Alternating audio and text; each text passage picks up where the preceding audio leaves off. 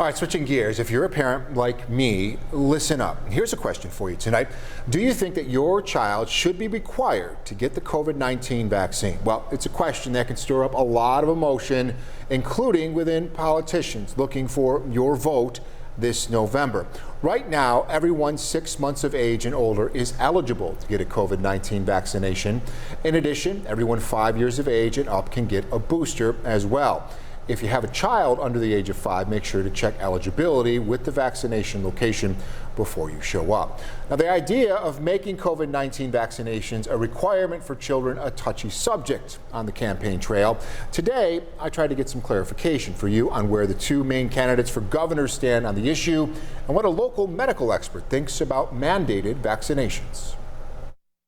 Last week, the Centers for Disease Control voted to include the COVID-19 vaccine in the recommended vaccine schedule for 2023. To be clear, the vote does not mandate the vaccine for anyone, including children attending public school. That decision is left up to individual states. With that in mind, Governor Kathy Hochul was recently asked if New York plans to add COVID vaccines to New York's vaccine schedule. That has to go to the state legislature by law, so that'll be something that the state legislature reviewing in consultation with our Commissioner of Health in the next couple months. I reached out to the governor's office on Monday to ask if Governor Hochul supported COVID vaccines for students attending school and received a statement from a spokesperson that says in part, quote, while there is a legislative process to add any vaccination to the state's required immunization for school children, we will closely review any recommendation handed down by the advisory committee. I also reached out to Hochul's opponent, Lee Zeldin, with the same question and received no response. But just last week, Zeldin was on social media saying in part, quote, as governor, I will oppose mandating the COVID vaccine for grade school, college, employment, or otherwise.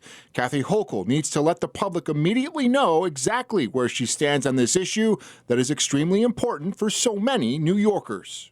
COVID is here to stay, and we need to deal with it. Dr. Thomas Russo is chief of the Division of Infectious Diseases in the Department of Medicine with the University at Buffalo. I spoke with him about the CDC recommendation. Were you surprised by the recommendation of the CDC? No, I wasn't surprised. I think that we've known that this vaccine is extraordinarily beneficial, really, for all age groups.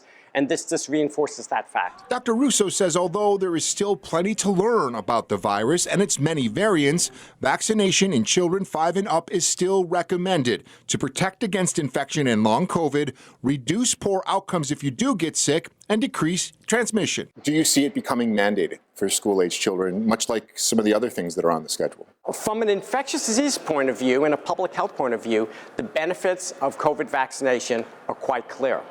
However, COVID vaccines have been an extraordinarily emotionally charged process, particularly when it comes to our children.